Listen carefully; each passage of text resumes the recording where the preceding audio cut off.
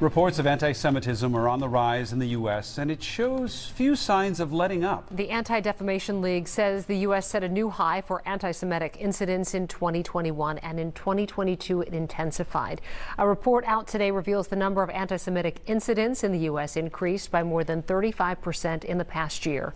Anti-Semitic propaganda in the U.S. also hit new levels.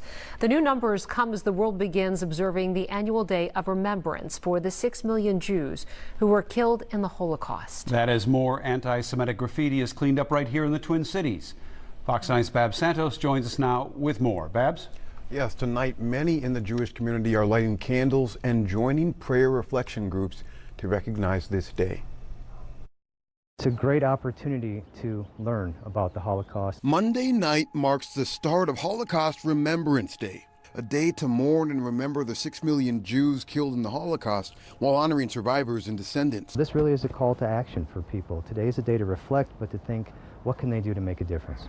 At synagogues across the country and here in the Twin Cities, communities will gather for memorial services and reflection groups, listening to survivors speak and keeping their tragic stories alive, all at a time when Mitch Chargo, the president of the Institute for Holocaust Research and Education, says data shows millennials and Gen Zers are lagging far behind when it comes to knowledge of the Holocaust. 10% of millennials and Gen Z don't even believe the Holocaust happened.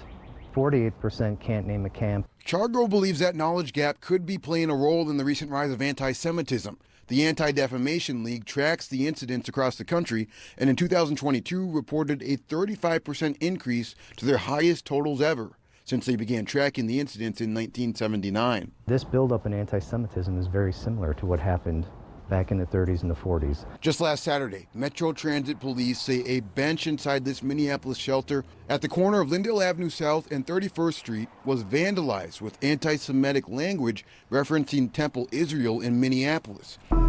So with that going on, Chargo is especially thankful for this recent $25 million national TV ad buy, symbolizing how Jewish people represent a small part of our population, yet account for a large percentage of its religious persecution. Join together and stand together to make a difference in combat anti-Semitism. When you see anti-Semitism, when you experience it, call it out. It's not okay. Tonight, Metro Transit Police continue to investigate that anti-Semitic vandalism on the bench, and anyone with information is asked to call their tip line. Kelsey?